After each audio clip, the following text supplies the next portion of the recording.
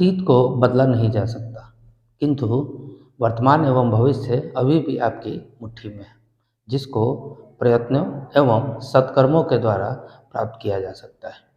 नमस्कार, मैं ललित रंजन टेक्नोसिस इन्फोटेक के आज की इस वीडियो में आपका हार्दिक स्वागत करता हूं। आज हम मध्यमा उंगली अर्थात मिडिल फिंगर, जिसे भाग्य की उंगली भी कहते हैं, के बारे में पढ़ेंगे। शुरू करते हैं आज का विषय, मध्यमा उंगली। अंगूठे तथा तर्जनी उंगली के बाद के उंगली को मध्यमा उंगली कहा जाता है।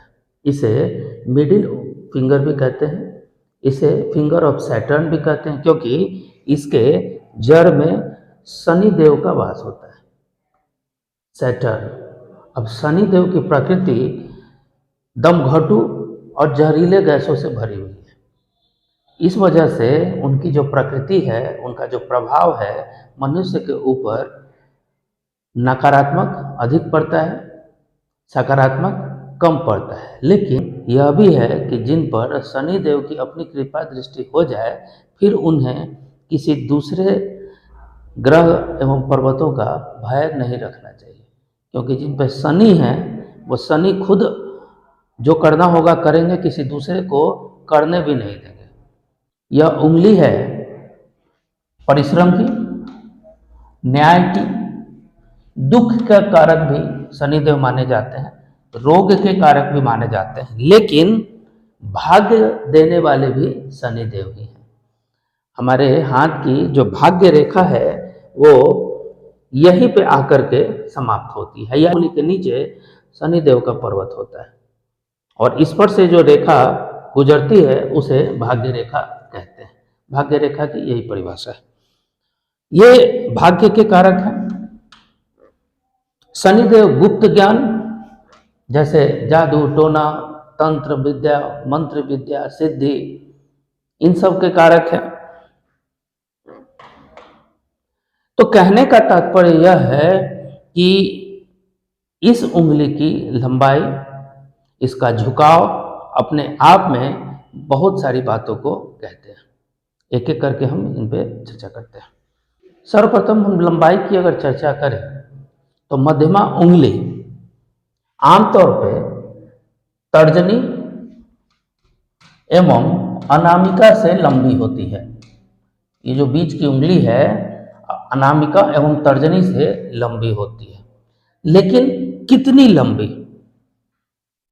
अगर वह 1/4 इंच लंबी हो तो सबसे शुभ माना जाता है, लेकिन अगर इससे ज्यादा लंबी हो, इससे अधिक लंबी हो, कि इनके जड़ में किनका वास है?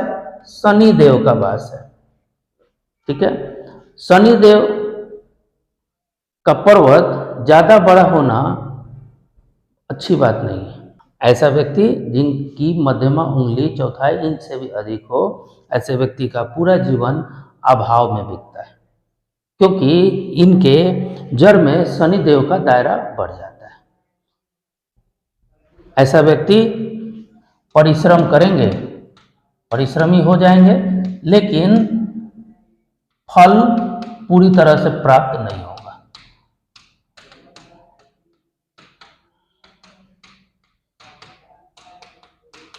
लेकिन अगर ठीक 1/4 चौथाई इंच ही लंबी हो तो ऐसा सबसे अच्छा माना जाता है। ऐसा व्यक्ति सभी तरह के शुभ कार्य करने वाला होता है, उन्नति के तरफ अग्रसर होता है। अगर इसमें अन्य ग्रहों का तड़का लग जाए तो फिर इस व्यक्ति के बारे में क्या कहना। यह व्यक्ति धर्म कर्म के कार्यों के साथ उन्नति करता है, भाग्य इसके साथ देते हैं। लेकिन यदि यह उंगली तर्जनी से काफी लंबी हो, जैसा कि आप इस पिक्चर में देख रहे हैं, लगभग आधा इंच से भी अधिक लंबी है, तो ऐसे व्यक्ति में निराशा बढ़ा देता है। ये ऐसे व्यक्ति भाग्यवादी होती है, भाग्य के भरोसे काम को करते हैं। इसमें आलस को बढ़ा देता है, मद को बढ़ा देता है। ऐसे व्यक्ति का जीवन पूरी तरह से सामाजिक नहीं हो सकता। अगर इससे भी अधिक हो, अगर आधे इंच से भी अधिक हो जाए तो ऐसा व्यक्ति नकारात्मक प्रवृत्ति का हो जाता है। नकारात्मक मतलब ये समाज में गलत काम करने की तरफ अग्रसर होते हैं। क्यों? क्योंकि इनके परिश्रम तो ये करते हैं, लेकिन चूंकि शनिदेव का इनके प्रभाव उनके ऊपर है, तो ऐसे व्यक्ति की सोचने की शक्ति कुटिल हो जाती है, उल्टा सोच, अपराध की प्रवृत्ति बढ़ाती है, हत्या भी कर सकते हैं ऐसे व्यक्ति। ऐसे व्यक्ति से थोड़ा सा बच के रहना चाहिए, जिनकी मध्यमा उंगली आधे इंच से भी इन दोनों से अधिक हो। अब यदि ये उंगली छोटी हो, अगर ये उंगली इसके बराबर हो जाए, मतलब छोटी होगी तो या तो इन दोनों के बराबर हो जाएगी, ये दोनों के बराबर हो जाएगी। ऐसे परिस्थिति में बृहस्पति इनका बढ़ गया, तो वो जो बृहस्पति वाला गुण था बड़े हुए उंगली का, वो गुण इनमें हावी हो जाएगा, तो ये अच्छा ही होगा।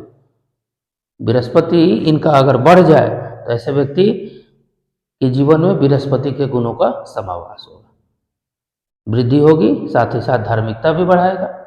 यदि उंगली आधी इंच से अधिक हो, गांठदार हो, फूली हुई हो, तो ऐसे में व्यक्ति को रोगी बना देता है। रोगी बनेगा तो उसी में रहेगा, जीवन से निराश हो जाएगा, निराशावादी हो जाएगा।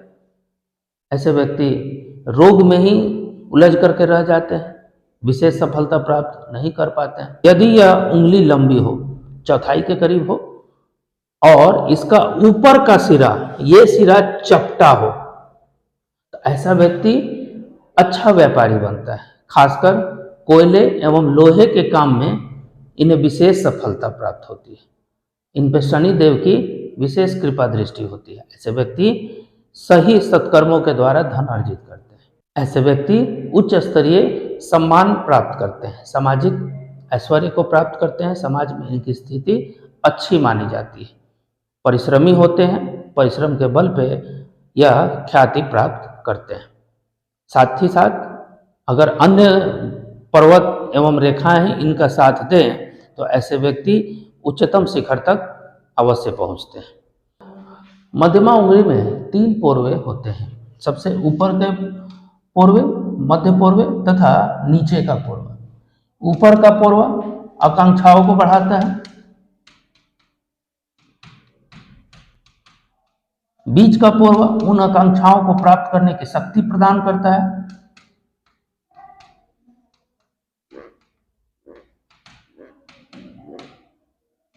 और नीचे का पोरवा जो आपके सहायक होते हैं इनको प्राप्त करने में, उनको बताता है। इन तीनों पोरवे में 3 राशियों का वास माना जाता है। मीन राशि सबसे नीचे का पोरवा,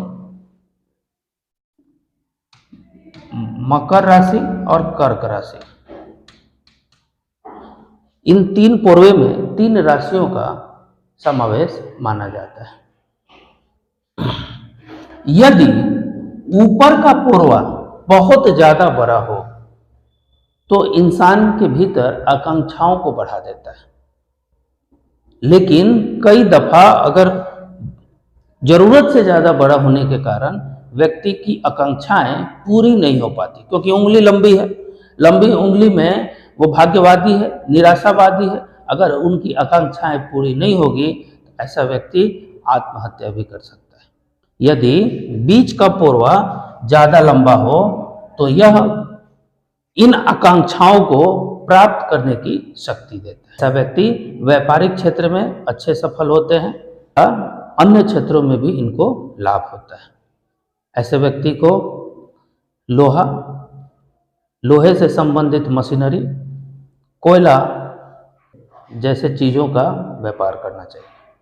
अगर तीसरा पर्व ज्यादा लंबा हो तो ऐसा व्यक्ति कंजूस होता है। अगर तीसरा पर्व ज्यादा लंबा हो तो ऐसा व्यक्ति कंजूस होता है। ऐसा व्यक्ति सब चीज को रखते हुए न तो उसके पास आकांक्षाओं को प्राप्त करने की, क्योंकि ये पर्व ज्यादा लंबा है, ये दोनों का दोनों पर्व छोटे छोटे हैं, न तो उनके पास इन दोनों शक्तियों की न्यूनता होगी, और इन जब शक्तियों की न्यूनता होगी तो ऐसा व्यक्ति के पास अभाव रहेगा, अभाव में वो व्यक्ति कंजूस होगा। और साथ ही साथ कई दफे अगर उनके पास संसाधन हो भी, अन्य रेखाओं की सहायता से उनके पास यश कीर्ति के साथ साथ धन भी आ जाए, तो भी ऐसा व्यक्ति समाज में कंजूसी के कारण निंदनीय हो जाता है। मध्यमा के झुकाव, मध्यमा के झुकाव के हिसाब से अगर हम देखें तो इनका झुकाव 3 तरह से हो सकता है। एक तो यदि यह अनामिका की तरफ झुकी हो, दूसरा यह तर्जनी की तरफ झुकी हो, और तीसरा यह अगर सीधी हो। सीधी हो अच्छा माना जाता है, तर्जनी के तरफ हो तो सबसे उत्तम, यह इसकी मध्यम स्थिति है लेकिन ठीक है, और यह सबसे नीच स्थिति है, निम्न स्थिति मानी जाती है। यह इसकी सबसे निम्न स्थिति मानी जाती है। यदि उंगली अनामिका की तरफ झुकी हो तो यह इसकी सबसे निम्न स्थिति मानी जाती है। यह सूर्य पर्वत को दूषित कर देता है। अनामिका जो है वो सूर्य पर्वत को इंगित करते हैं। सूर्य प्रकाश है, सीधी उंगली शनि पर्वत को इंगित कर रहा है, शनि अंधकार है।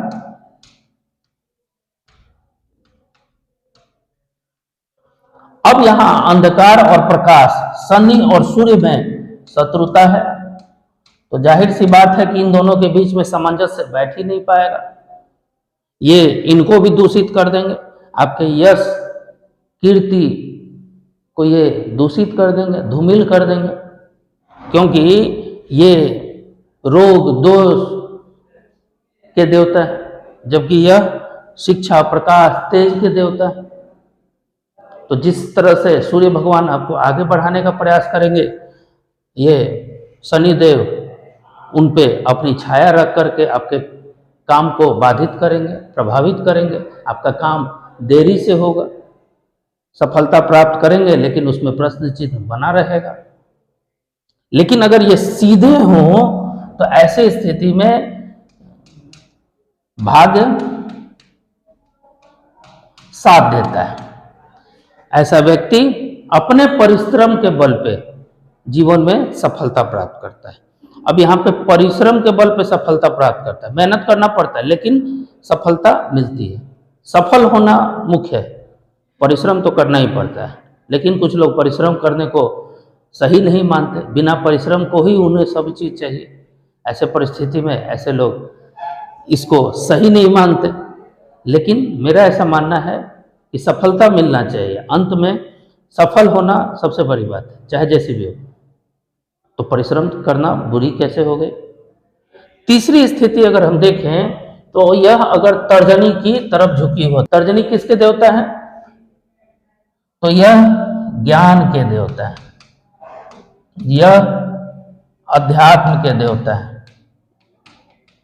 और क्या देते हैं, जितने भी अच्छे सत्कर्म हैं इनके ऊपर होता है। ये अंतर्ज्ञान, लॉजिक, इन सारे चीजों को ये बढ़ाते हैं। अब शनि आश्रित है किन पे, ज्ञान पे। जाहिर सी बात है कि बुरी चीजों से यह बचाएंगे, गलत दिशा में आपके मन को यह भटकने नहीं देंगे।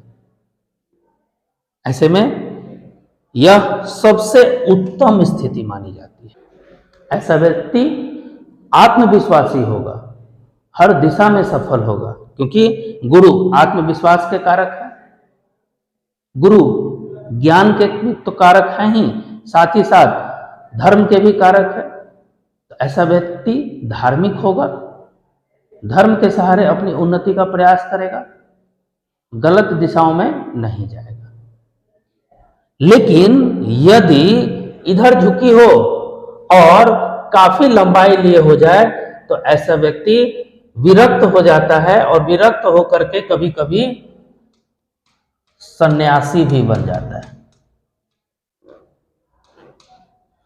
यही अगर इधर दशा में हो, इधर, और लंबी हो जाए तब इसमें जादू टोना तांत्रिक वाला गुण तो शनि का है ही। ये सूर्य को दूषित कर रहा है, तो ऐसा व्यक्ति पाखंडी हो जाता है। धर्म के नाम पर पाखंड करना ऐसे व्यक्ति शुरू कर देते हैं। बड़ा बड़ा बाबा बन जाएगा, झूठ मूठ का पाखंड करके धन कमाने का प्रयास करेगा। यह इसकी सबसे निम्न स्थिति है। आशा है आज के इस वीडियो में मध्यमा के बारे में हमने जिन चीज़ों को आपको बताया आपको समझ में आई होगी। अगले वीडियो में जब इसके पर्वत के बारे में तथा इनकी रेखाओं के बारे में हम पढ़ेंगे तो स्पष्ट रूप से ज्ञान मिलेगा। मैं बार बार कहता हूँ कि अल्प ज्ञानी होने से ज़्यादा अच्छा है अज्ञानी होना। इसलिए अच्छे तरीके से पढ़ें और सभी चीज़ों को समझ करके ही किसी के बारे में किसी तरह का प्रेडिक्शन करें। नमस्कार। आज के इस वीडियो में बस इतना ही। आपका दिन शुभ हो। और यदि आपको हमारा वीडियो अच्छा लगता है कि हम आपको कुछ दे पा रहे हैं तो अन्य को भी बतावें। आपसे आशा है। धन्यवाद।